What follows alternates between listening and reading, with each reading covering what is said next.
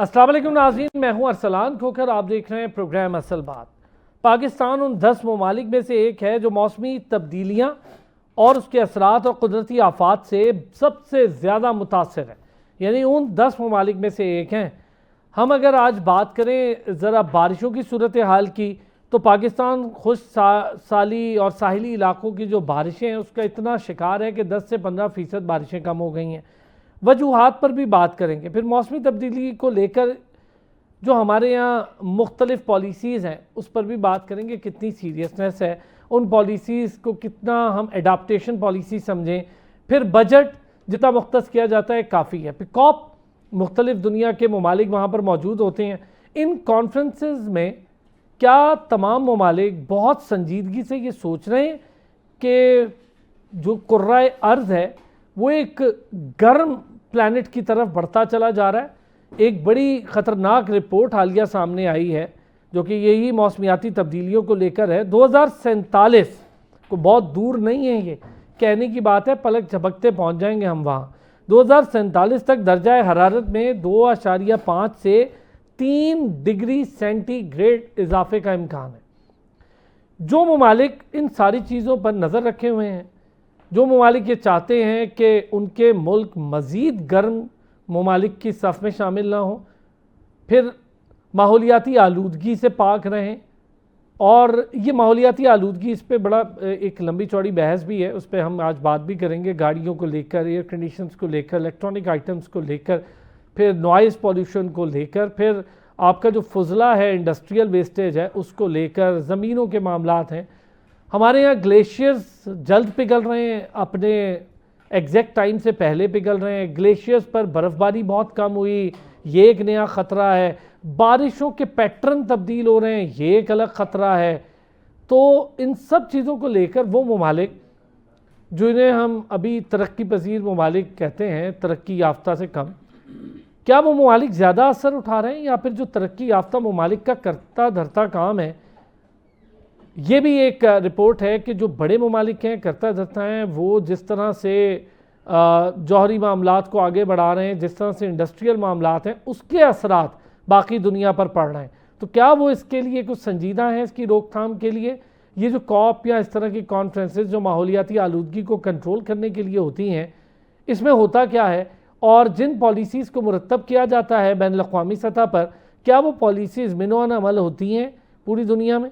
पहाड़ ख़ुद में एक बड़ा खूबसूरत कल्चर है, एक बड़ा खूबसूरत ट्रेडिशन है, उनका एक अपना माहौल है, इन्वायरमेंट है। पहाड़ का इन्वायरमेंट भी तबाह हो रहा है। हमारे साथ मुनीर अहमद साहब मौजूद हैं, माहिर मौसमियाती उमूर हैं। ओन शिराजी साहब सीनियर सहाफ़ी भी हैं, तज्ज़ियाकार भी हैं, इस वक्त चाइना में भी मौजूद हैं।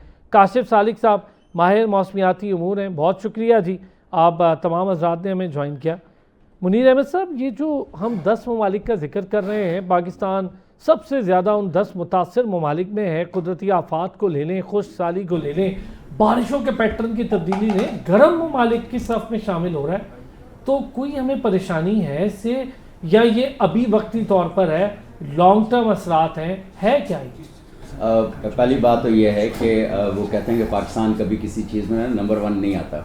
वो कभी कभी स्पोर्ट्स के मुकाबलों में आ भी जाता है, लेकिन आपने जिन 10 ममालिक का जिक्र किया, जो पिछले साल जर्मन वॉच इंस्टीट्यूट की जो रिपोर्ट थी उसके मुताबिक पाकिस्तान नंबर 1 क्लाइमेट वल्नरेबल मुल्क हो गया है। तो अब हम नंबर 1 पे आ गए हैं, और वल्नरेबिलिटी जो है हमारी वो रोज़ बरोज़ बढ़ती जा रही है, उसका इम्पैक्ट भी बढ़ता जा रहा है। और हम अभी तक एक ही गर्दान में लगे रहते हैं कि हमारा जो कंट्रीब्यूशन है इट इज़ लेस दैन 1%, 1% से कम है और ये सारा। लेकिन हम ये नहीं देख रहे होते कि हम जो दूसरे मामलात हैं, जैसे ग्रीन कवर को ख़त्म करने का है, और पानी का जो कमी का मसला है उसको हल ना करने का, या इस तरह और जो बहुत सारे मसाइल हैं, या जो हमारी डेवलपमेंट है, जो तरक्की जितनी भी हम अपने हमारे डेवलपमेंट प्रोजेक्ट्स हैं वो कोई सस्टेनेबल नहीं है, या उनकी वजह से हमारे यहाँ कितना नुकसान हो रहा है, या हमारी जो व्हीकुलर पोल्यूशन है, आलूदगी है, वो कितनी बढ़ती जा रही है, हमारी इंडस्ट्रियल वेस्ट क्या प्रॉपर तल्फ हो रही है या नहीं हो रही। अभी आपने तो सच्ची सी बात आपने कहा है कि इतने सारे मसाइल गिनाने के बाद आपने कहा है कि ये आज के हमारे मौज़ूआत होंगे, तो मुझे लगा शायद आप पूरे एक साल का एजेंडा बता रहे हैं। तो पूरा एक साल जो है रोज़ हम एक इशू के ऊपर बात करेंगे। और अगर नहीं वाकई अरसलान, अगर आप सिर्फ इन एक एक बात को लेके कि हमारे यहाँ सिर्फ बारिशें क्यों कम हो रही हैं या एकदम बारिशें बहुत ज़्यादा क्यों हो जाती हैं, अगर एवरेज बारिशों को देखें यानी औसत बारिश जो है वो पाकिस्तान के यहाँ वो बहुत कम हो गई है, लेकिन मानसून की बारिश जो है वो 20-25% बढ़ गई है और पिछले साल तो इससे भी ज़्यादा बारिशें हुई थी। तो अब ऐसी सूरत हाल के अंदर तो हमें बड़ा ये देखना पड़ेगा, हमारी जो ग्रेन प्रोडक्टिविटी है, फसलों की जो पैदावार है वो कम होती जा रही है। तो ये बहुत सारे ऐसे मसाइल हैं और एक तरफ हम बहुत सारा पैसा लगा भी रहे हैं, ग्रीन क्लाइमेट फंड का भी पैसा कहीं ना कहीं हमारे पास आ रहा है, इंडस रिवर सिस्टम का जो पूरा एक प्रोजेक्ट है, तो काफ़ी सारे ऐसे प्रोजेक्ट्स हैं। अब हम ये कह सकते हैं हमने कुछ ग्रीन क्लाइमेट फंड से कुछ हिस्सा लिया है या जो दूसरे जो ऐसे ग्रीन फंड्स जो हैं उनमें से हम कुछ हिस्सा ले तो रहे हैं, लेकिन क्या वो जो पैसा आ रहा है वो सस्टेनेबल तरीके के साथ एफिशिएंटली उतना लग रहा है या वो कहीं पैसा और जा रहा है। इन सारे मामलात को हमें देखना पड़ेगा कि और हमें बहुत संजीदगी के साथ देखना पड़ेगा। जैसे हमारी जो ग्रे लैंड्स थी वो सारी की सारी उसके ऊपर हाउसिंग सोसाइटीज़ का कब्जा हुआ। इस पे करूँगा सर आपसे बात में बड़ी डिटेल। मैं ये कह रहा हूँ इतने सारे मसाइल हैं, तो अगर इन सारी चीज़ों को देखें ओवरऑल जो लैंडस्केप बन गया हुआ है, हम नहीं लगता कि हम कोई बहुत ज़्यादा संजीदा हैं। गली बातें तो हम इतने चांद फतह कर लिया हुआ है, बातें करने के हम शायद नंबर 1 हैं, लेकिन एक्शन हमारा कितना है और उसका इम्पैक्ट कितना है इसको देखा जाना ज़्यादा ज़रूरी है। क्या कहेंगे काशिफ सालिक साहब, ये जो हम देख रहे हैं कि 10 वुल्नरेबल कंट्रीज़ में से हैं, मुनीर साहब तो कह रहे हैं कि अब हम पहले नंबर पर भी आ गए, तो इतने वुल्नरेबल कंट्रीज़ में हम मौजूद हैं, हम क्या इसके बारे में बहुत संजीदगी से सोच रहे हैं, कोई ऐसी प्लानिंग हम कर रहे हैं कि इससे बचें? अच्छा, ये इतने वुल्नरेबल कंडीशन में हम आए क्यों हैं? मैं आपको बताऊं कि अभी तक तो जो कुछ भी कर रहा है वो आपका ये क्लाइमेट चेंज कर रहा है, आपके ऊपर मौसम आपके ऊपर असरअंदाज हो रहा है, आप कुछ नहीं कर पा रहे। मेरा इससे कहने का मतलब ये है कि अभी तो हम ये नहीं समझ पा रहे कि ये जो पैटर्न चेंज हो रहा है ये किस तरह बैठेगा। जैसे कि पहले साहब ने भी बताया कि गर्मियों में बारिश बहुत कम हो जाती है और मानसून जो है खास तौर पे मानसून में आपके 20-30% बढ़ जाती है। ये जो वेरिएशन है और ख़ास तौर पे टेम्परेचर में, ये इसकी अंडरस्टैंडिंग बहुत ज़्यादा ज़रूरी है। आपको बताऊं कि जो आपने पहले प्रीएम्बल में भी बताया 5 और 3 टेम्परेचर बढ़ जाएगा। मैं आपको बताऊं कि ये जो पेरिस एग्रीमेंट में जो 1.5 और 2 डिग्री टेम्परेचर था, उसके लिए आपको एमिशन तकरीबन 50% एमिशन वर्ल्ड की ग्लोब की ख़त्म करनी पड़नी।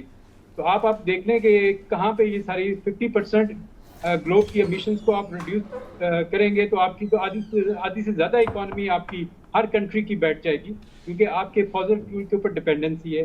तो आप जब बात कर रहे हैं कि ये क्लाइमेट चेंज कैसे रिड्यूस होगा, तो रिड्यूस तो आपके वो जो एमिशंस आप फजा में फेंक रहे हैं, सबसे पहले तो उसको रिड्यूस करना पड़ेगा, तभी आप 2 डिग्री तक, और 2 इतना वनरेबल है कि आपका पूरा बायोफिजिकल इन्वायरमेंट जो है ग्लोब का, सिर्फ पाकिस्तान की बात नहीं हो रही, पाकिस्तान में जब इस एफर्ट की बात होती है तो उसका इम्पैक्ट लोकल है। और जो हम ये बात करते हैं कि आप अपने एमिशंस कम करें, इलेक्ट्रिक व्हीकल्स की तरफ जाएं, तो हम इसलिए बात करते हैं कि लोकल इन्वायरमेंट को बेहतर किया जाए। लेकिन ग्लोबल जो फिनोमिना है और जितनी नेगोशिएशन कॉप के अंदर हो रही हैं वो फुलफिल नहीं हो रही हैं। कॉप पेरिस एग्रीमेंट को तकरीबन 15 साल होने वाले हैं, 2015 में हुआ था, 10 साल हो गए और अभी तक उसके 1 इंच नहीं दुनिया आगे बढ़ी है।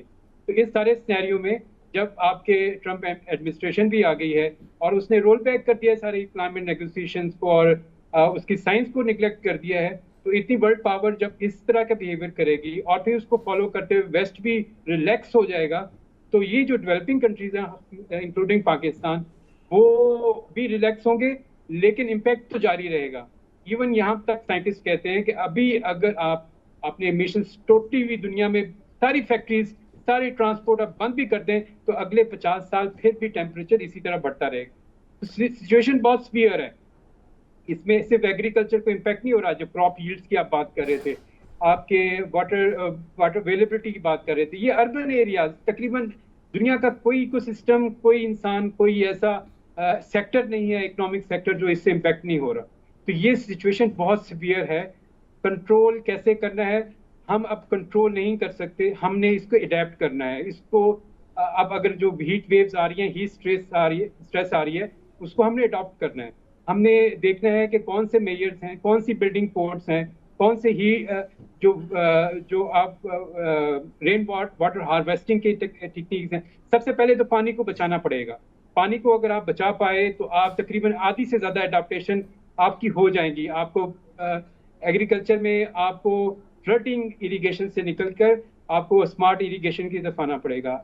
अर्बन एरियाज के अंदर रेन हार्वेस्टिंग के जरिए पानी की जो यूटिलाइजेशन है उसको अवाम के अंदर ये उजागर करना पड़ेगा कि पानी अब एक बहुत स्केर्स कमोडिटी है, पर्टिकुलरली इस सिनेरियो में जबकि दुश्मन हमारा ऊपर बैठा हुआ है, हमारे दरियाओं के पानी को रोक रहा है। ठीक है, इस सिनेरियो में भी हमारी अपनी तैयारी की बहुत ज़्यादा अशद ज़रूरत है। इसी तरह अगर आपको ये जो अभी सवात में वाक़या हुआ है, इससे बहुत बड़ा अलमनाक वाक़या है और सारी हमारी हमदर्दियाँ उनके फैमिलीज़ के साथ हैं। लेकिन आप ये देख लें कि हमारी तैयारी किस लेवल की है। हमारी अवाम खुद इस लेवल तैयारी नहीं है कि फ्लड्स आ रहे हैं, बारिश हो रही है और आप जो है एक बहुत ही रिस्की जगह पे चले गए हैं। तो ये अवाम की भी तैयारी करनी पड़ेगी, हमारे अदारों की भी तैयारी है, खासतौर पे एग्रीकल्चर, वाटर सेक्टर, आपके अर्बन एरियाज, अर्बन प्लानिंग, ये सारी जो प्लानिंग है ये करनी पड़ेगी। जो आपका लैंड यूज हो रहा है जिसकी वजह से एग्रीकल्चर तबाह हो रहा है, ठीक है, उसकी वजह से जो आपके इमिशंस हो रहे हैं, जो ग्राउंड से आपके निकल रहे हैं, जब वो आपका नेकेड सॉइल होता है उससे इमिशंस आपके निकलते हैं, बहुत सारी चीजें हैं।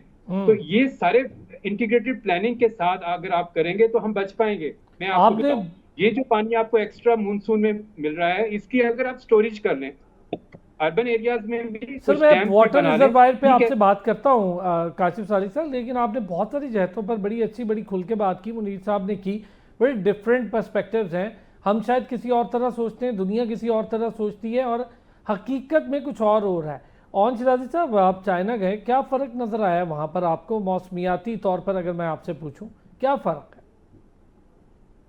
अस्सलाम, देखें, पहले तो थोड़ी सी मैं बात करूंगा पाकिस्तान के हवाले से। जो मेरे मुअज़्ज़ज़ पैनलिस्ट बात कर रहे थे, हम मौसमियाती तब्दीली के हवाले से इंतहाई गैर संजीदा कौम है। ना सिर्फ कौम गैर संजीदा है बल्कि हुकूमती सतह पे हमारी गैर संजीदगी का आलम यह है कि हमने जिस वजीर को, किसी करीबी को अकोमोडेट करना हो, हम उसको ये जो है मौसमियाती तब्दीली की, क्लाइमेट चेंज की वजारत दे देते हैं। आप सोचें कि इमरान खान साहब जो इस हवाले से बहुत गुफ्तगू करते थे, बिलियन ट्री सुनामी और दीगर बातें करते थे, उनके दौर में ये वजारत जो है वो जरताई गुल साहबा के पास रही है। और जरताई गुल का क्या एक्सपीरियंस है इस हवाले से वो देखने वाले, सुनने वाले और पैनलिस्ट जानते हैं, मैं इसमें ज्यादा टाइम नहीं लगाऊंगा।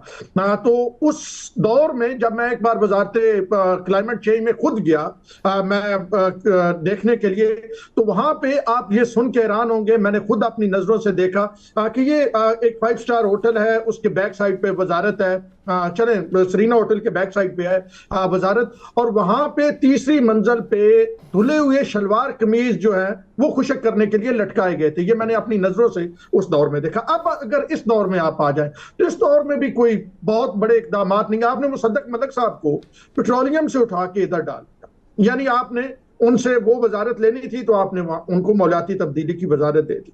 अब दुनिया में क्या होता है, चाइना में अभी भी इस वक्त मैं मौजूद हूँ, शेनयांग सूबे में मौजूद हूँ, और मैंने पिछले 1 माह में 4 सूबे विजिट किए हैं। टिएनजिन की बात करूँ, डालियन की बात करूँ, उसके साथ साथ इनर मंगोलिया की बात करूँ, तो यहाँ पे right person for right job एक चीज है जो मुझे चाइना में आके बहुत ज्यादा महसूस हुई है कि इनके इवन आप सिर्फ यहां नहीं देखें, फॉरेन अफेयर्स में देख ले, चाइना में कोई भी कैरियर डिप्लोमेट के अलावा कोई भी शख्स सफीर नहीं बन सकता।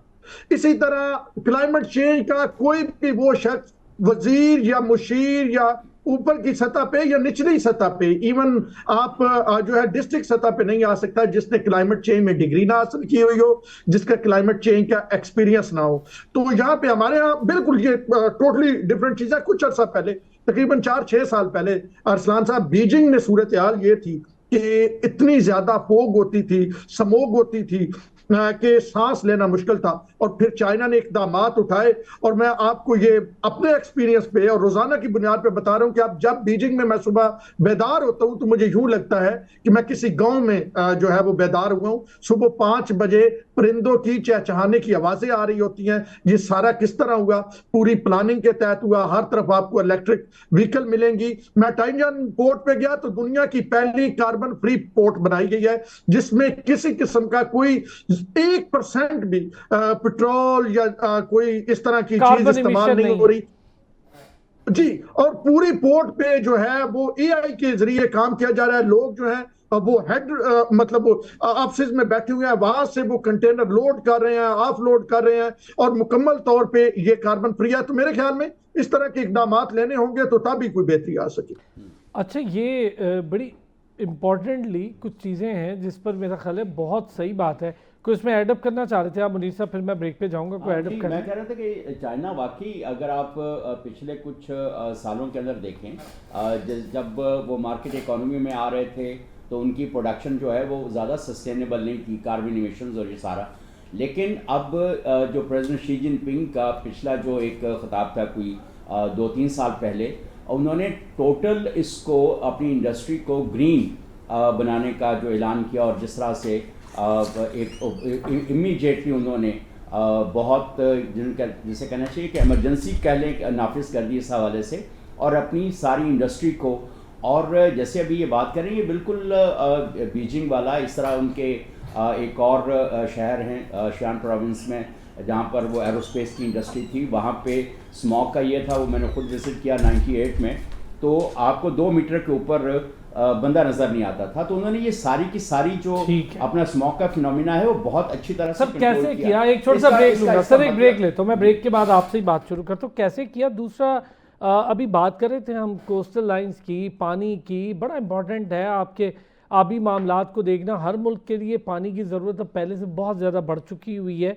हम सिर्फ गाँव देहातों एग्रीकल्चर लैंड्स की नहीं बल्कि शहरी इलाकों की भी बात करें, पानी कई बड़े शहर हैं, कराची ले लें हमारा, वहाँ पर पानी अवेलेबल नहीं है। लाहौर में हर जगह पानी की सिचुएशन अलग है। इस्लामाबाद के अंदर भी पानी के मामलात अब डिफरेंट हो गए। फिर जो हमारी समंदरी लाइन है, इसके अंदर मैंग्रोव्स का बड़ा इंपॉर्टेंट रोल है। वो क्या रोल है उस पर भी बात करता हूँ। उनके होने से क्या फ़ायदा होता है, और अगर उनका खात्मा शुरू हो जाए तो उससे क्या नुकसान होता है। वापस आते हैं इस पर बात। एक बार फिर खुश आमदीद कहेंगे। मुनीर साहब कुछ कह रहे थे आप, मैं ज़रा मैंग्रोव्स के हवाले से भी जानना चाहूँगा, इसकी क्या अफादियत होती है। लेकिन पहले हम ज़रा इस पर बात करें जो अभी बात कर रहे थे ऑन शराजी के चाइना ने ऐसा क्या किया कि वहाँ पर इतनी स्मोग, इतनी फोग, ये चीज़ों को कंट्रोल कर लिया। अभी उन्होंने बताया कि कहीं से कार्बन एमिशन नहीं है, ऐसी एक पोर्ट पूरी उन्होंने बना दी है, बिल्ड कर दी है। बहुत बड़ी बात है।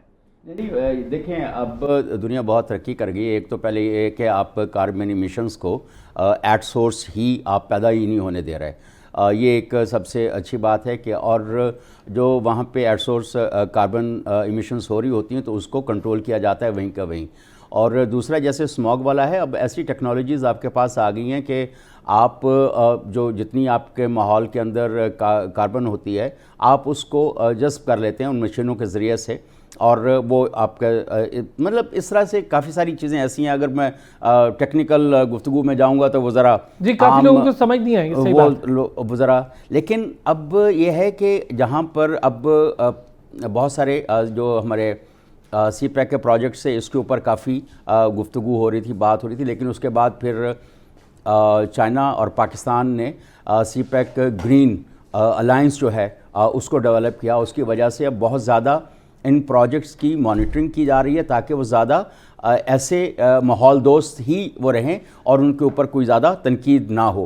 तो जब चाइना एक इस तरह की चीज़ें कर सकता है तो इन्हीं चीज़ों को पाकिस्तान के अंदर रेप्लिकेट करना, मेरा ख़्याल है कि चाइना कतन कोई बखील मुल्क नहीं है पाकिस्तान के लिए कि वो उनको अपनी टेक्नोलॉजी ऐसी ट्रांसफ़र ना करे और उसको लेके हम अपने लाहौर का या कराची का जो मसला है वो उसको हल ना कर पाएँ। तो बुनियादी बात सिर्फ आपके विज़न और आपकी जो विल है उसकी है। विज़न और विल अगर दोनों होंगे तो फंड्स और कहीं ना कहीं से आ जाते हैं, और फिर फंड्स की प्रायोरिटी को भी थोड़ा सा बदलना पड़ेगा। अब देखना पड़ेगा कि हमें क्या बैरूनी मुल्कों के ऊपर यानी बैरूनी दौरों के ऊपर, बैरून मुल्क दौरों के ऊपर पैसे खर्च करने हैं, या हमें आपको इन अपना हाउस जो है उसको ऑर्डर में लाने के लिए करना है, अपने मसाइल को हल करने के लिए करना है। तो बहुत सारे ऐसा है जो पिलफ्रेज है, यानी पैसा जो है हमारे पास मौजूद होता है लेकिन कहीं ना कहीं ज़ाय हो जाता है, उसको रोकना पड़ेगा। तो ऐसी चीज़ें हैं, जब तक हम अपने गवर्नेंस सिस्टम को भी ठीक नहीं करेंगे, फंड्स की एफिशिएंसी को ठीक नहीं करेंगे, प्रायोरिटीज सेट नहीं करेंगे, अपना विजन बेहतर नहीं करेंगे। जैसे अभी ऑन शराजी कह रहे थे कि कभी किसी को उठा के लगा दिया जाता है। इवन ऑन शराजी साहब उस ज़माने में फेडरल मिनिस्टर या एडवाइज़र के तौर पर मलक अमीन असलम साहब भी काम कर रहे थे, जो जिनकी इसके अंदर एजुकेशन भी है और क्वालिफिकेशन भी है। लेकिन अनफॉर्चुनेटली जो 10 बिलियन ट्री सुनामी का आगाज़ हुआ, वो उसमें जब वो उनका टेन्योर ख़त्म हुआ तो बहुत सारे उसके ऊपर जब ऑडिट हुए तो बहुत सारे सवाल उसके ऊपर खड़े हुए, और बहुत सारे और बड़ी ऑर्गेनाइजेशन जो थी उन्होंने उनके ज़रिए से थर्ड पार्टी ऑडिट जो हुआ। तो अब मसला ये है कि एक बहुत बड़ा प्रोजेक्ट जो था और वो कहीं ना कहीं मसाइल का शिकार होकर, और उसका जो पैसा है, वाकई जंगलात की बात हो रही थी, वो भी नहीं नजर आए हमें, वो वही कुछ नहीं, बहुत थोड़े लेवल पे कोई काम हुआ कहीं एक आधी जगह। तो बस ऐसा है। लेकिन अब वही ना, अगेन समटाइम्स कहीं पे हम कोई बात, कोई जार्गन सुन लेते हैं, उसको लेके फिर चल पड़ते हैं। कोई आता है हमें किसी रास्ते पे लगाने की कोशिश करता है, वक्ती तौर पे हम जज्बाती होकर कहते हैं कि यस हम इसको करेंगे, लेकिन फिर पता चलता है कि हमने फिर बैकआउट कर गए, कोई हमने कोई पॉलिटिकल कॉम्प्रोमाइज़ कर लिए हैं, कहीं पे फंड्स पे कॉम्प्रोमाइज़ हो गए। तो they are so many things that we need to handle.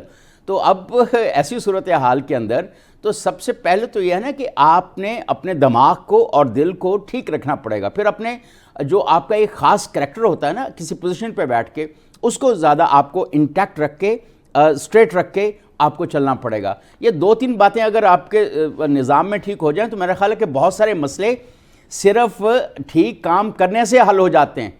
मसला फ़र्ज़ करें कि अगर मेरी गाड़ी जो है वो धुआं देती है, अगर मैं उसको ठीक करा लूँगा तो उसमें मेरा बेनिफिट है, मेरी गाड़ी का इंजन भी ठीक रहेगा, पेट्रोल की कंजम्पशन भी बेहतर होगी और साथ के साथ माहौल भी ठीक होगा। अगर हम अपने इर्द गिर्द, जैसे चंद साल पहले हमने एक कैंपेन लॉन्च की थी और स्टूडेंट्स के ज़रिए से की थी, ग्रीन नेबरहुड। उसमें सिर्फ हमने कहा था कि आप दूर ना जाएं, आपकी बहुत मेहरबानी, आपको क्लाइमेट चेंज और फलां ये जितने भी बज़वर्ड्स हैं इसमें कतन घुसने की ज़रूरत नहीं, सिर्फ 3 काम करें अपने इर्द गिर्द। इससे ये होगा कि आपका ना सिर्फ इन्वायरमेंट ठीक होगा बल्कि इसकी वजह से क्या था सर ये वो ग्रीन नेबरहुड के 3 कंपोनेंट्स थे। पहला कंपोनेंट ये था कि वाटर कंजर्वेशन, आपने अपने घर और इर्द गिर्द पानी ज़ाया नहीं होने देना। दूसरी बात यह थी कि एंटी लिटरिंग, आपने अपने घर के इर्द गिर्द कहीं पे भी अपने गंद नहीं फैलने देना और ना गंद करना है, और दूसरों को भी समझाना है, और अपने घर के वेस्ट को सेग्रीगेट करना है, और जो आपकी किचन गार्बेज है या ऑर्गेनिक गार्बेज जो है उसे अपने लिए ज़मीन में दबा के उसको एक ख़ास तरह से आपने उसकी खाद बनानी है, वो आपके पौधों में इस्तेमाल होगी।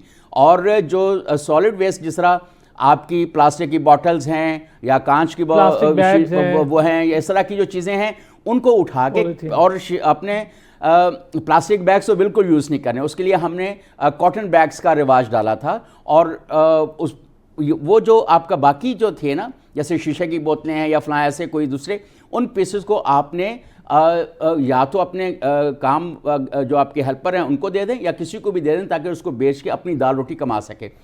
तीसरा जो उसका बड़ा इंपॉर्टेंट था वो ये था कि एक तो आपने अपने इर्द गिर्द जितने भी पौधे हैं, दरख्त हैं, उनकी हिफाजत करनी है, किसी को काटने नहीं देना, और जहाँ आपको जगह मिलती है वहाँ पे आपने पौधे लगाने हैं। इवन बच्चों ने बड़ी बड़ी बाल्टियों के अंदर जो टूटी फूटी थी, उनके घरों में इस्तेमाल नहीं हो रही थी, उसके अंदर भी पौधे लगाए, अपने जो शहर थे उसके अंदर लगाए, बाहर लगाए, और इवन जो रोड डिवाइडर्स थे लोगों के घरों के सामने, उसके अंदर भी पौधे लगाए गए। अच्छा और ग्रीन रूफ का एक आइडिया हमने लॉन्च किया जो पहले था, हमने बच्चों को बताया, उन्होंने अपने घर की छतों के ऊपर, गमलों के अंदर और बड़े बड़े ऐसे बकेट्स के अंदर पौधे लगाए कि उनकी छतों के ऊपर रूफ गार्डनिंग कह लें हम वो जिसे। मतलब कि देयर आर मैनी, इसमें उनका कोई बहुत ज़्यादा पैसा नहीं लगा, लेकिन उनके इर्द गिर्द जो है, इवन मेरे अपने घर के बैकयार्ड में कम से कम 70-80 पौधा इस वक्त लगा हुआ बहुत है। अच्छी, ये वैसे बड़ा अच्छा और मेरे initiative घर के अंदर कई सालों से हम एसी इस्तेमाल नहीं कर रहे हैं। बड़ा अच्छा इनिशिएटिव। तो कौन अब मतलब ये है कि एसी इस्तेमाल करेंगे तो उससे जो ग्रीन हाउस गैस इमिशंस होंगी अब वो नहीं हो रही। और दूसरा ये है कि पौधों की वजह से अगर आपके फ्रंट लॉन जो है उसके अंदर और बेहतर हो गया, माहौल ठंडा हो गया, आपका बड़ी बात है ये। अच्छा ऑन साहब, एक तो ये जरा बताएं वहां पर एयर कंडीशंस का इस्तेमाल कितना है, गाड़ियों का धुआं कितना है, बड़ी बड़ी बसेस का धुआं कितना है, ट्रेन को कैसे कंट्रोल किया जा रहा है। दूसरा 7% के करीब हमारा टोटल बजट का एक हिस्सा होता है जो क्लाइमेट चेंज के लिए। वर्ल्ड बैंक ये कह रहा है कि $348 बिलियन हमें चाहिए अगर 2030 तक हमने अपने माहौल को बेहतर करना है। अरसलान देखिए, एक तो सबसे इम्पॉर्टेंट चीज़ है ट्रांसपोर्ट की जो आपने बात की। मैं आज कल सुबह आया बीजिंग से डालियान, और ये तकरीबन 1000 किलोमीटर से जायद का सफ़र बनता है, और ये सफ़र मैंने 3.5 घंटे में सिर्फ किया। और ये जो ट्रेन थी वो 297, जब मैंने लास्ट टाइम देखा तो 297 किलोमीटर पर आवर के हिसाब से जो है वो ट्रेन जो थी वो चल रही थी। तो बिल्कुल आपको पता है कि यहाँ पे जो है ट्रेन की सूरत हाल किस तरह है। हम उसे बुलेट ट्रेन भी कहते हैं, इलेक्ट्रिक ट्रेन भी कहा जा सकता है, और उसका सफर जो है वो आपको 1000 किलोमीटर वो 3.5 घंटे में पहुंचा रही है। तो इस वजह से लोग पब्लिक ट्रांसपोर्ट पे ज्यादा सफर करते हैं, सबवे पे ज्यादा सफर करते हैं। मैं भी यहाँ पे जब से आया हूँ तो सबवे पे दिल भरने की जगह नहीं होती, इतने ज्यादा लोग होते हैं, लोग अपनी गाड़ियों में बिल्कुल। और दूसरा यहाँ पे बड़ा ज्यादा रखा गया है पार्किंग फीस इसी वजह से। और एक और चीज जो सबसे ज्यादा बीजिंग और चीन के दीगर इलाकों में है अरसलान, वो है यहाँ पे बाईसाइकिल है। अब बाईसाइकिल वीआईपी लोग जो आला अफसर हैं, सरकारी खवातीन और हजरात, बाईसाइकिल पे ऑफिस जा रहे होते हैं। क्या आपने करना है, क्यूआर कोड, साइट टीवी ने इस पे पूरी एक रिपोर्ट भी चलाई। क्यूआर कोड आपने लगाना है, 13 युआन जो आरएमबी हैं चाइनीज, 13 रुपए में 1 महीने के लिए आपको साइकिल मिल जाएगा। आप किसी तमाम रोड्स पे साइकिल होता है, आप वो क्यूआर कोड स्कैन करें, आप साइकिल पे बैठे और जहां आपने पहुंचना है वहां अच्छा शिराजी साहब, अगर मैं आपसे पूछूं, हमारे यहाँ क्या ये मुमकिन है कि आला अफसरान ऐसा करें? उनका प्रोटोकॉल कैसे साइकिल पे जाता, अच्छा लगेगा भला? मैं यही चीज है, ये माइंडसेट है अरसलान जो हमें तब्दील करना है। और ये माइंडसेट जो है वो जब कौम की तरह सोचा जाता है, जब अपने सिर्फ अपनी अगली नस्ल का नहीं बल्कि अगली 7 नस्लों का सोचा जाता है, तो फिर इस तरह किया जाता है जो हम चाइना में देख रहे हैं। दूसरा जो बात हो रही थी कार्बन फ्री वाली सी पैक के हवाले से, तो मेरी यहाँ पे वजारत खारजा के हुकाम से बात हुई। मैंने इस पे एक आर्टिकल भी लिखा और उसमें मैंने यही कहा कि क्या जो मुआवजा तियानजन में चीनी हुकूमत ने किया वो गवादर में कर सकते हैं। तो यहाँ पे जिन लोगों से मेरी बात हुई उनका मैंने मौका भी दिया, बिल्कुल जी वो तैयार हैं, वो करना चाहते हैं, लेकिन उसके लिए ताली दोनों हाथ से बजाई जाएगी, उसके लिए दोनों तरफ से जो है वो काम आगे बढ़ेगा तो तब भी होगा।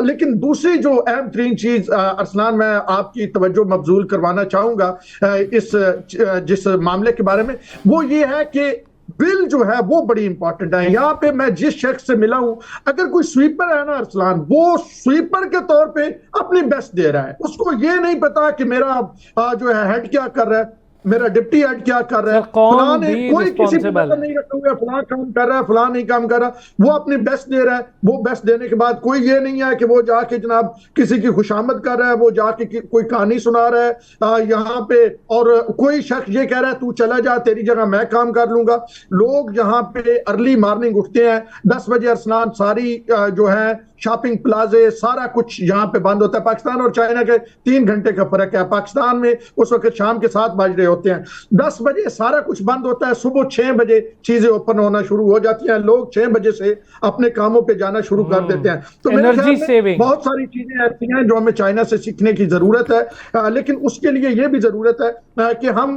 कोई चीज भी चाइना की उसी अंदाज में अडॉप्ट नहीं कर सकते। हमें अपने माहौल के मुताबिक उन चीजों को थोड़ा सा जो है रिवर्स करके डिफरेंट अंदाज में ये सही बात है, आपकी ये बात तभी बड़ी सही लगी हो मुझे। सकता है और कि आने वाले दिन ये बेहतर बात आप ठीक कह रहे हैं कि हम सारी चीज़ें एक साथ अडॉप्ट नहीं कर सकते, लेकिन हाँ अपनी चीज़ों को मोल्ड करके उसके मुताबिक बेहतर पॉलिसी मुरतब कर सकते हैं। अच्छा, अडॉप्ट से याद आ गया मुझे, काशिफ सालिक साहब, अडॉप्टेशन पॉलिसी मुरतब की थी, क्या बना सर उसका, और क्या अडॉप्टेशन पॉलिसी है हमारी, ज़रा बता भी दें, सुनने वालों को भी पता चले हम क्या अडॉप्ट कर रहे हैं। जी बहुत शुक्रिया। मैं बड़े गौर से सुन रहा था और बड़ी मज़े की बातें हो रही थी। जो नेशनल एडेप्टेशन पॉलिसी है उसके अंदर भी बहुत मज़े की चीज़ें हैं। सिर्फ आपको एक एग्जांपल दे दूं कि वो क्योंकि फॉरेन कंसल्टेंट्स के ज़रिए बनाई गई हुई है, तो वहाँ पे पाकिस्तान का सबसे हॉटेस्ट सिटी जो है वो कोयटा को करार दिया गया है, तो जबकि ऐसा नहीं है। सर सिब्बी जैकबाबाद का क्या होगा फिर? हाँ जी, तो वो वहाँ पे उसमें कोयटा, तो हमारी नेशनल एडेप्टेशन पॉलिसी का तो ये हाल है जो प्लान हमने बनाया हुआ है। तो लेकिन जब तक ये प्लान, क्योंकि 18वीं तरमीम के बाद आपके ये सारे प्लान जो हैं ये सूबों की स्वाबदीद है, इन्वायरमेंट उनके पास चला गया, क्लाइमेट चेंज उनके पास चला गया, और सूबों का हाल ये है कि क्लाइमेट चेंज पॉलिसी में अभी वो उनकी शुरुआत है, अभी यानी उनके पॉलिसीज बनाई हैं, कुछ अच्छी एफर्ट्स भी हुई हैं। मैं आपको बताऊं, वहाँ पे जो कार्बन क्रेडिट्स के ऊपर काफ़ी काम हो रहा है, जो भी प्रोजेक्ट्स बन रहे हैं उसमें कार्बन क्रेडिट्स की बात की कोशिश कर रहे हैं ये कि कहाँ उसको का आगे आप किया बता जाए। रहे हैं, पंजाब का काशिफ सालिक साहब? जी जी, मैं पंजाब की बात कर रहा हूँ और ठीक। सिंध की, ये दो सूबे हैं। अच्छा, सिंध में भी? जी, खैबर पख्तूनख्वा में भी काफ़ी एडवांस स्टेजेस पे, तो ये कुछ बहुत ज़्यादा अच्छी पॉजिटिव चीज़ें भी हैं जिसमें जो गवर्नमेंट की है। लेकिन प्रॉब्लम वही है जो ब्यूरोक्रेटिक प्रॉब्लम है। आज एक अच्छा फेवरेबल सेक्रेटरी होगा तो वो सारी एफर्ट्स चलती रहेंगी, जैसे ही वो आउट हो जाएगा, निकल जाएगा, और नया सेक्रेटरी जो है वो अपनी लाइन के ऊपर अपनी जो उसका जो गैप है अंडरस्टैंडिंग में, और वो सारी सुपताज हो जाएंगी सारी चीज़ें। तो ये एक बड़ा प्रॉब्लम है। जो एक बात यहाँ पे हो रही थी बिलियन ट्री सुनामी की, मैं आपको बड़ी पॉजिटिव बात भी बताऊं कि क्योंकि मैं STPI में इस प्रोजेक्ट को देख रहा हूँ कि इसका इम्पैक्ट जो है, इकोनॉमिक इम्पैक्ट क्या है और इसका ओवरऑल कवरेज के, तो मैं आपको बताऊं बहुत अच्छे रिजल्ट्स इसके आए हैं।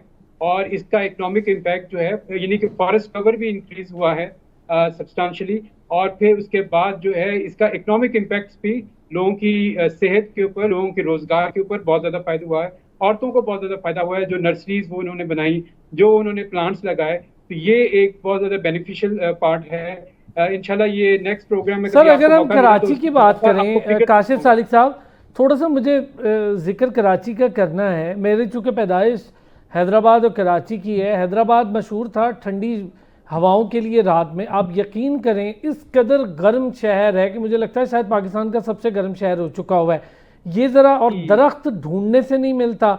एक सड़क का नाम ठंडी सड़क है, एक दरख्त नहीं है उस ठंडी सड़क पे।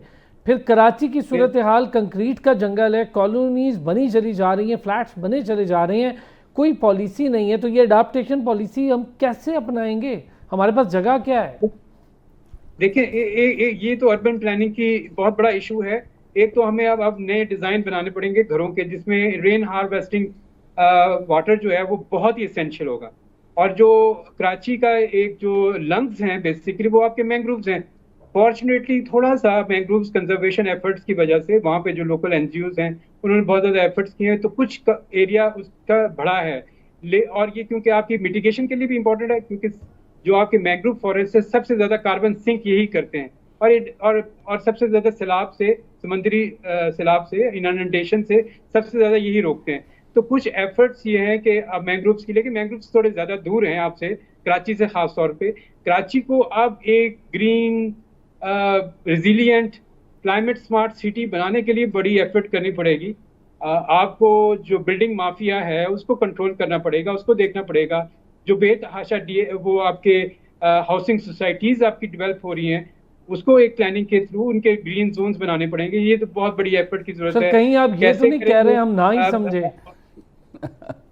कि मैं आपको बताऊं कि ना समझने की बात नहीं है, चाइना ने ये करके दिखाया है।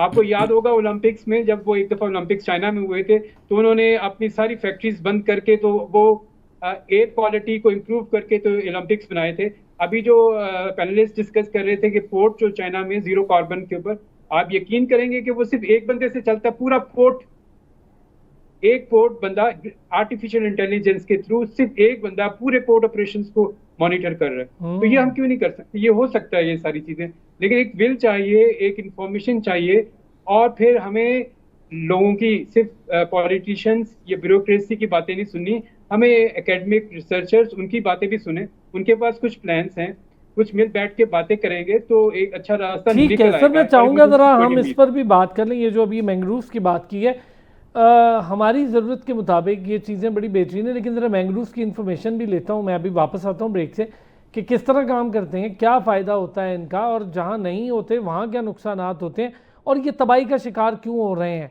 हमारी कोस्टल लाइन में, क्या वजह है इसकी। फिर जो पानी के अंदर ऑयल और उसका भी एक फजला है, शिप्स का वो जो वेस्टेज है वो कितना तबाही मचाता है आबी हयात के लिए, ये कितना ज़रूरी है। फिर ये जो ग्लेशियर्स जल्दी पिघल रहे हैं इसका क्या करें, और ग्लेशियर्स बन भी कम रहे हैं इसका क्या करें। वापस आते हैं ब्रेक से, इस पे बात करते हैं। एक बार फिर खुश आमदीद कहेंगे मुनीर साहब। ये जो मैंग्रोव्स के हवाले से अभी काशिफ साहब भी बात कर रहे थे, ज़रा इसकी भी थोड़ी सा हमें इन्फॉर्मेशन भी दे लें। क्या सिलसिला है हमारी कराची की कोस्टल लाइन पे देख लें, गवादर वाली देख लें, क्या सिलसिला है इसका मैंग्रोव्स का, और कितने हम इसकी परेशानी में हैं, और क्या ये ख़त्म हो रहे हैं पाकिस्तान में, या अभी बेहतर सूरत हाल है इनकी? देखिए, एक कुछ वक्त पहले तो काफ़ी इसके ऊपर काम हुआ था और काफ़ी सख्ती भी हुई थी इस हवाले से, और वहाँ के जो मुतल्लिका इदारे थे उन्होंने काफ़ी इसके जो है सख्ती करते हुए जो लोग इसको काट रहे थे उसको, लेकिन अब फिर कुछ थोड़ी ऐसी बातें आ रही हैं कि मैंग्रोव्स जो हैं वो कुछ लोग काट रहे हैं, और जाहिर है कि बाज़ लोगों की अपनी कोई ज़रूरत भी होती है तो वो भी, लेकिन अगर लोगों को ये एहसास हो जाए कि ये मैंग्रोव्स जो हैं ये इनको जो कोस्टल फ्लड्स होते हैं उससे बचाने में बड़ी मदद करते हैं, और वहाँ की जो आबो हवा है उसको मुतदल रखने में भी उनकी मदद करते हैं। तो जब इस तरह के उन लोगों को आगाही हो जाए, और अगर इसको वो फ्यूल के तौर पर इस्तेमाल करें तो उनको कोई अल्टरनेटिव फ्यूल वहाँ पे फराम हो, तो मेरा ये ख़्याल है कि वो ये चीज़ नहीं करेंगे। अगर वो इन्हीं लकड़ियों को कहीं अपनी हट्स बनाने के लिए दूसरे के लिए इस्तेमाल करें तो आपको उनको अल्टरनेटिव मटेरियल, जब तक अल्टरनेटिव रिसोर्सेज आप लोगों को नहीं देंगे तो लोग आपको फिर इन्वायरमेंटल कॉस्ट बेयर करनी पड़ेगी। तो और लेकिन ये है कि ये बिल्कुल भी कोई फार्मूला नहीं है कि अगर कोई ऐसी सूरत हाल मौजूद है कि आपके पास अल्टरनेटिव रिसोर्सेज नहीं हैं तो आप माहौल को नुकसान पहुंचाना शुरू कर दें।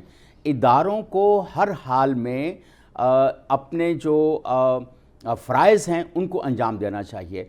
अब हम बार बार चीन की मिसाल है ना, सिर्फ एक चीन नहीं, बहुत सारे मुल्क ऐसे हैं जो जहाँ पर कवानीन के ऊपर बिल्कुल ऐसे अमल किया जाता है जैसे हम कुरान और हदीस की बात को लेकर उसके ऊपर अमल करने की कोशिश करते हैं या उसको बड़ा सीरियसली लेते हैं। तो ये जब तक ऐसी सूरत हाल नहीं होगी तो आपके रिसोर्सेज ज़ाया होते रहेंगे, आवाम तक जो आगाही है वो ट्रिकल डाउन नहीं करती है, उन तक बात नहीं पहुंच पाती है, आपका कानून भी उन तक नहीं पहुंच पाता है उस तरह से। और दूसरी बात जो सबसे ज़्यादा है ना, अभी थोड़ी देर पहले हमने माफियाज़ का जिक्र किया था। माफियाज़ हर जगह आपके यहाँ मौजूद हैं। कुछ वो माफियाज़ भी अपने किसी ना किसी वेस्टेड इंटरेस्ट के लिए तो नुकसान पहुंचा रहे हैं। खास तौर पे आप लैंड की बात करें तो अमेरिका में है, हाँ, चाइना में है, कहाँ नहीं है, पावरफुल नहीं है। लेकिन पावरफुल माफियाज़ हैं, लेकिन वहाँ पे और तरह की सूरत हाल है ना। वहाँ पे इवन माफियाज़ जो हैं वो भी कानून के शिकंजे में आ जाते हैं, यहाँ पर नहीं आ पाते। और सबसे जो अहम है, मैंने जैसे प्रोग्राम के शुरू में बात की थी पॉलिटिकल विल की, हमारे यहाँ जो एक पॉलिटिकल विल है और पॉलिटिकल विजन है वो उस तरह से नहीं ट्रांसलेट हो पाता इनटू एक्शन प्लान्स, और वो अगर एक्शन प्लान्स हो भी जाएं तो वो इम्प्लीमेंटेशन में जाके कहीं ना कहीं कॉम्प्रोमाइज़ हो जाते हैं। सबसे ज़्यादा हमारे यहाँ पॉलिटिकल कॉम्प्रोमाइज़ होते हैं। जैसे ऑन ने इसके ऊपर पहले बात की थी कि अगर मैं किसी को पसंद हूँ तो मुझे वो काम आता है या नहीं आता, वो मुझे उठा के वहाँ पे आप मिनिस्टर लगा देंगे, क्योंकि हमने एक पॉलिटिकल कॉम्प्रोमाइज़ करते हुए उस पार्टी को या उस शख्स को खुश करना है, या उसने आपको पहले खुश किया हुआ है अब आपने। तो ये जो एक विशेष सर्कल है इसको तोड़ा जाना बहुत ज़्यादा ग्लेशियर वाली थोड़ी सी बात फिर मैं काशिफ साहब से भी और ऑन से बड़ी एक देखिए, ग्लेशियर्स पहले हम कह रहे थे कि 3000 ग्लेशियर से। अब जो नई स्टडी आई है, वर्ल्ड बैंक और एक इटालियन ऑर्गेनाइजेशन उन्होंने मिलकर और यूएनडीपी ने एक की है, तो उन्होंने कहा कि अब कुछ 7,000 से ज़्यादा ग्लेशियर्स हैं पाकिस्तान के पास। या तो यूँ लगता है कि वो जो हमारे पास जो 3,000 प्लस ग्लेशियर्स थे वो कहीं डिवाइड हो के वो तकसीम हो गए हैं, कहीं से ख़त्म हो गए हैं, तो इस तरह उनकी तादाद में इजाफा हो गया। क्योंकि हमारे यहाँ ग्लेशियर्स इंक्रीज़ नहीं हो रहे, क्योंकि जो लोकल हैबिटेट है वो बड़ी तेज़ी से, और हम 200% कोशिश कर रहे हैं कि लोकल हैबिटेट तबाह बर्बाद हो जाए और इकोलॉजी जो है वो तबाह बर्बाद हो जाए और उसका इम्पैक्ट जो है वो।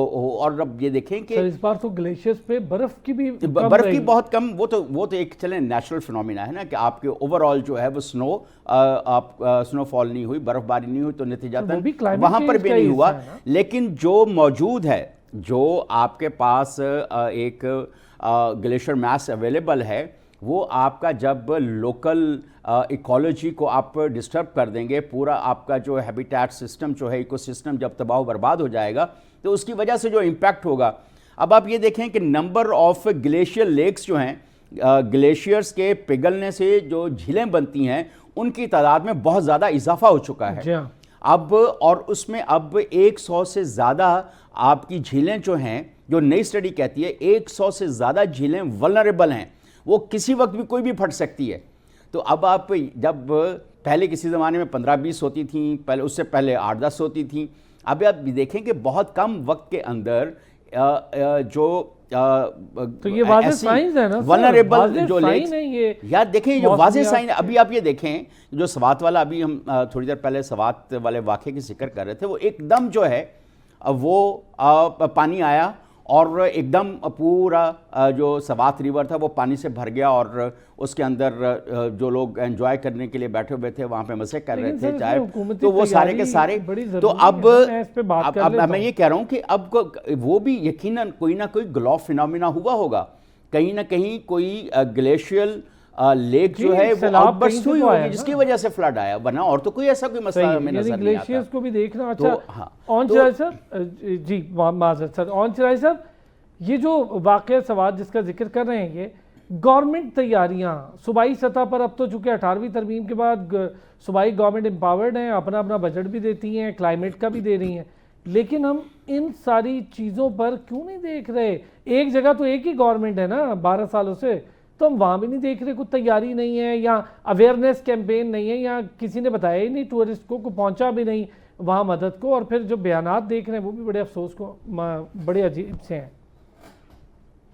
अरसलान, हमारी जो अप्रोच है ना वो ही मुसलसल जो है गैर संजीदा है, और जो हम बयानियां बनाने की कोशिश करते हैं वो भी खोखला होता है। पाकिस्तान में आपके देखने वाले नाजरीन भी यकीनी तौर पे मेरी इस बात से एग्री होंगे, और आपके पैनल के लोग भी। पाकिस्तान में रेस्क्यू ऑपरेशन के बारे में क्या कहा जाता है? पाकिस्तान में जब भी रेस्क्यू ऑपरेशन किया जाता है वो दुनिया से अलग तरह का किया जाता है। पाकिस्तान में रेस्क्यू ऑपरेशन का मतलब है कि आपने लाशें निकालनी है। क्या जी, रेस्क्यू ऑपरेशन जारी है, 10 लाशें निकाल ली गई, सारी लाशें निकाल ली गई, रेस्क्यू ऑपरेशन मुकम्मल हो गया। दुनिया में जाने बचाने के अमल को रेस्क्यू ऑपरेशन कहते हैं, हम मुर्दों को निकालने के अमल को रेस्क्यू ऑपरेशन कहते हैं। और यही कुछ हमने देखा कि सवात में भी हुआ। और उसके बाद वो जो जाने गई उनके साथ क्या हुआ, कितने ऑनर के साथ आपने उनको जो है वहां से निकाला, और क्या आपने बहुत अच्छी गाड़ी में उनको, किसी एम्बुलेंस में उनको भेजा? वो रियासत पाकिस्तान के शहरी थे, वो अपने बच्चों के साथ पिकनिक मनाने गए थे। तो ये वो चीजें हैं जो जिसकी इब्तिदा ही गलत है, और इन चीजों पे हमें बात करनी होगी। दूसरी बात हो रही थी यहाँ पे बिलियन ट्री सुनामी के हवाले से, हमें ना अब थोड़ा सा ना हकाइक वाजे करने होंगे, अब हमें खुल के बात करनी होगी। बिलियन ट्री सुनामी आया, शुरू हुआ, अच्छा जी, दरख्त लगाए गए, कितने परसेंट उनमें से दरख्त हुए, लेकिन दूसरी तरफ अगर आप 12 सालों में टिम्बर माफिया की कार्रवाई देखें ना सर, केपीके में उन्होंने जंगल के जंगल खाली कर दिए हैं। सर आप इस्लामाबाद में देख लें, मरगला के जंगलात, वहां भी यही हो रहा है, आग लगाकर कहते हैं कि वो आग लग गई, लकड़ी चोरी होती है। बिलियन ट्री सुनामी वालों की बात कर लें, फिर इस तरफ आते हैं मरी वालों के पास, पंजाब वालों के पास आते हैं, और फिर इस्लामाबाद की बात भी करते हैं। सर सबसे पहले तो आप जरा देखें ना केपी में इस वक्त सूरत हाल क्या है। केपी के में आपने वहां पे अजीरन कर दिया दरख्तों की जिंदगी को। दरख्त काटते जा रहे हैं, रोजाना की बुनियाद पे काटे जा रहे हैं, और ये लॉलीपॉप दिया जा रहा है वहां पे जी 350 डैम बनने थे, अरब इतने अरब दरख्त लगने थे, ये हो जाना था, उस अंदाज में होना था। सर सॉरी, वहां पे पूरी तरह 12 साल में हुकूमत नाकाम है। आप आ जाए पंजाब में, पंजाब में दो चीजें हैं। एक तो जनाब मरी जैसे इलाके में भी अब गर्मी पड़ना शुरू इसलिए हो गया है कि वहां पे दरख्त काटे जा रहे हैं। मेरा आबाई इलाका है सरगोदा, कोट मोमन, वहां पे जो सूरत हाल है आप लाहौर में देख लें। आपने वहां पे प्लानिंग पूरी दुनिया बनाती है, यहाँ पे भी बना है, यूरोप में भी बने हुए हैं। आप अगर वहां पे बनाना चाहते थे लाहौर में मेट्रो ट्रेन, तो मेट्रो बस का एक सिलसिला शुरू करना चाहते थे, ट्रेन चलाना चाहते थे, तो उसके लिए बहुत बेहतर, आप इतना सरिया इस्तेमाल नहीं करते। अरसलान, यहाँ पे बीजिंग में आप किसी इमारत में चले जाएं, आपको शीशे की इमारतें मिलेंगी, आपको 20-20, 25-25 मंजिला इमारतें शीशे की मिलेगी। कम से कम जो है वो सरिया इस्तेमाल किया गया है। क्यों किया गया?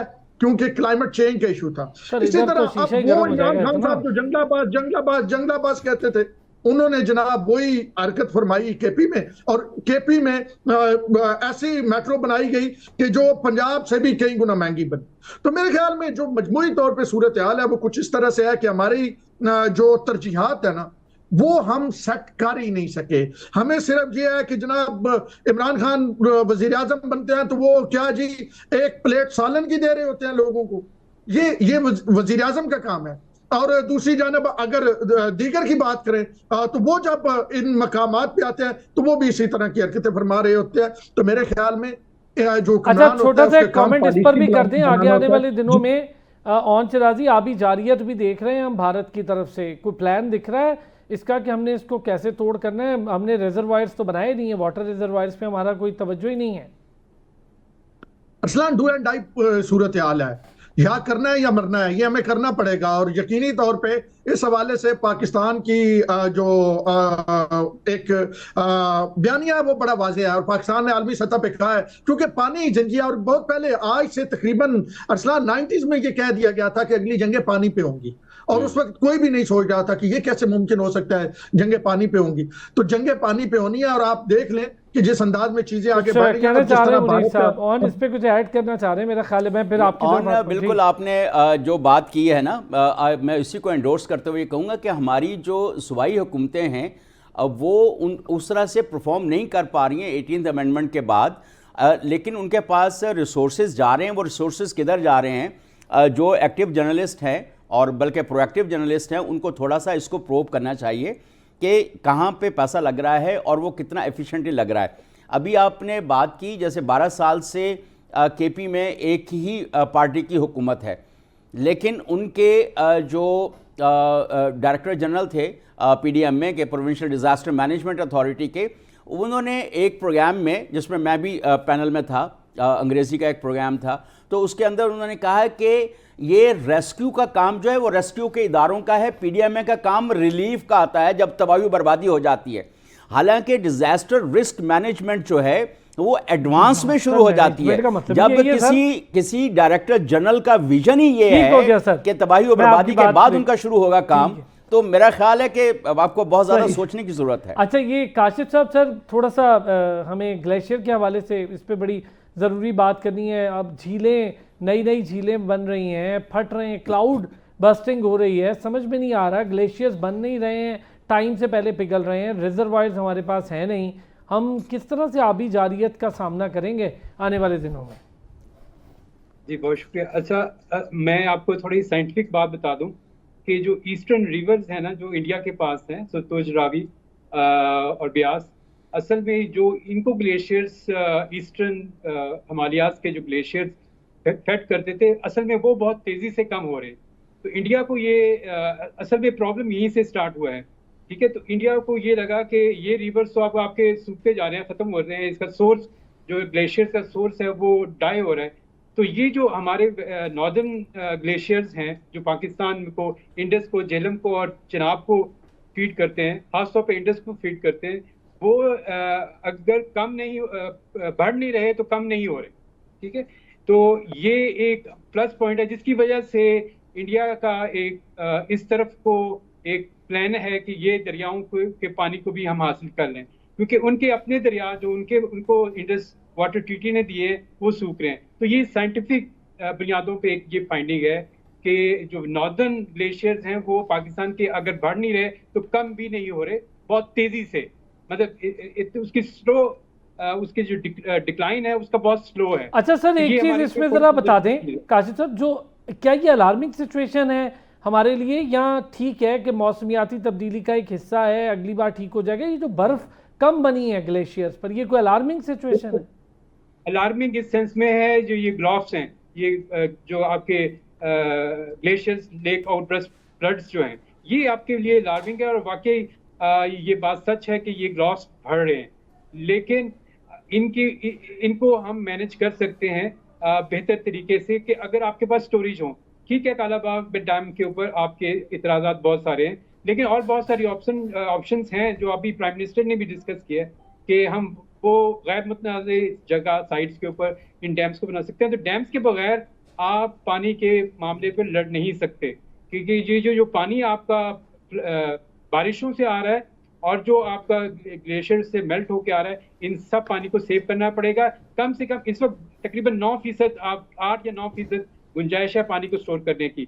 आपको कम से कम ये 18 से 20% ले जाएंगे, तो फिर आपकी क्रॉप्स भी बच जाएंगी और आपके ऊपर इमीडिएट थ्रेट जो इंडिया करता है ना, इंटरमिटेंट, कभी पानी रोक लिया, कभी छोड़ दिया, कभी पानी कर दिया, बंद कर दिया। तो ये जो आबी जहारियत है जो मुख्तलिफ अंदाज से की जा रही है, इसको हम रोक सकते हैं। इंडिया तकरीबन 20 से 25 दिन पानी रोक सकता है।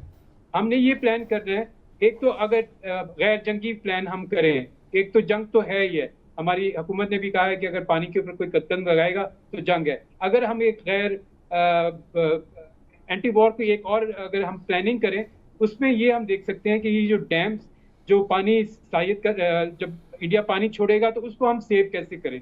फिर उसके बाद ये नीचे लेवल पे जब आपके डिस्ट्रीब्यूशन होती है, उस डिस्ट्रीब्यूशन को इक्विटेबल कैसे किया जाए। ये जो हमारे सूबों के दरमियान झगड़ा है, तो ये वाटर गवर्नेंस को बेहतर करने की जरूरत है, क्योंकि पानी की क्लाइमेट चेंज की जंग जो है वो पानी की है, सीधी सी बात है, और कोई जंग नहीं है। पानी होगा तो आप हर क्लाइमेट चेंज के इम्पैक्ट को मिटिगेट कर सकते हैं, उसको रिड्यूस कर बहुत सकते हैं, अच्छे सर, adapt कर बड़ी सकते हैं। टेक्निकली भी आपने बड़ी सही, तीनों हज़रात ने बड़ी डिटेल डिस्कशन, पॉलिटिकली क्या हो सकता है, दुनिया कैसे देख रही है, बहुत डिटेल डिस्कशन हुई। काशिफ साली साहब बहुत शुक्रिया, ऑन शराज साहब थैंक यू सो मच, आपने भी हमें ज्वाइन किया। मुनीर अहमद साहब आपका बहुत शुक्रिया, आपने भी हमें ज्वाइन किया। नाज़रीन आपका भी शुक्रिया। पानी एक नेमत है और अब इस नेमत की हिफाजत इंसान की अपनी जिम्मेदारी है। मेरी आपकी, हुकूमतों को छोड़ दें, आपकी और मेरी जिम्मेदारी है। और ग्रीनरी ख़ुद प्रोड्यूस करने में अपना हाथ रखें, वरना कल को आपकी गाड़ी जिस छाँव के नीचे खड़ी होती है वो नहीं होगी तो पता चलेगा आपको कि ये कितनी बड़ी नेमत है। फिर होती है आपसे मुलाकात, अपना ख्याल